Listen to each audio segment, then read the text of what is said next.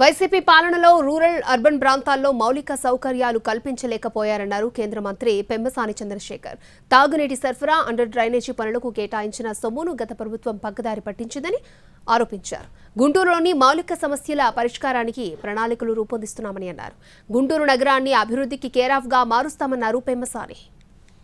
అన్నిటికీ central government funds కొన్ని వచ్చినాయి, వరల్డ్ బ్యాంక్ ఫండ్స్ కానీ వాళ్ళు ఇవ్వాల్సిన డబ్బులన్నీ వాళ్ళు ఇచ్చారు. స్టేట్ గవర్నమెంట్ లో లాస్ట్ 5 years ఆ ఫండ్స్ డైవర్ట్ అవటం వల్ల, ల్యాక్ ఆఫ్ ఫండ్స్ వల్ల, అదేవిధంగా కాంట్రాక్టర్లకి ఉన్న గవర్నమెంట్ మీద నమ్మకం లేకపోవడం వల్ల చాలా టెండర్లు ఇన్కంప్లీట్ గా అయిపోయినాయి. అదేవిధంగా ఫండ్స్ లేవు. ఇప్పుడు ఏ కార్పొరేషన్ లో చూసుకున్నా, ఎక్కడ చూసుకున్నా కూడా స్టేట్ గవర్నమెంట్ లో కానీ అన్ని డబ్బులన్నీ ఎంప్టీ చేసేసారు. చాలా డ్రా చేశారు లాస్ట్ మినిట్ లో కూడా.